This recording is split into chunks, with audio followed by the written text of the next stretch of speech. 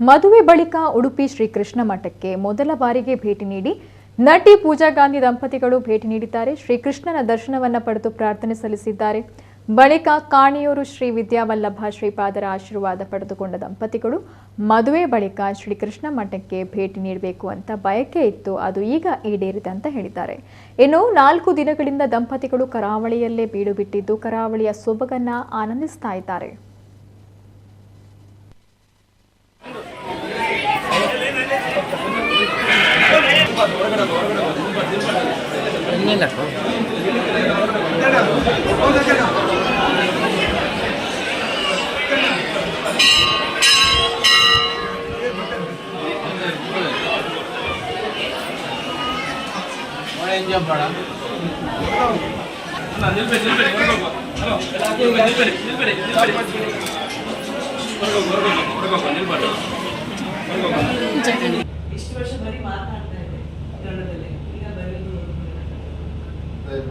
Clear ಆಗಿ ಬರ್ತದೆ.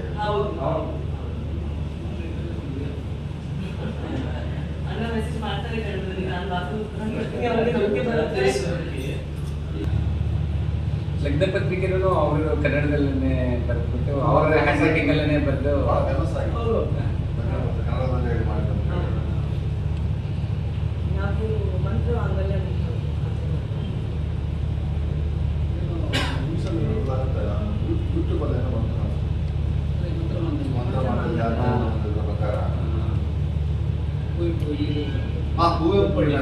ಸರಳವಾದ ರೀತಿಯಲ್ಲಿ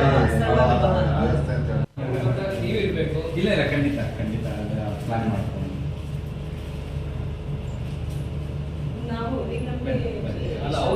ಮುಂಚೆನೇ ಗೊತ್ತಾಗುತ್ತೆ. ಆಮೇಲೆ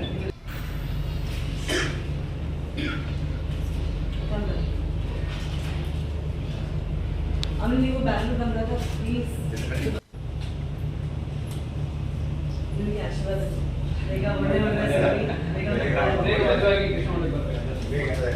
ಇವೆಲ್ಲ ಸೇರಿ ಮಠಕ್ಕೆ ಬರುವಾಗ ಕಾಳಿ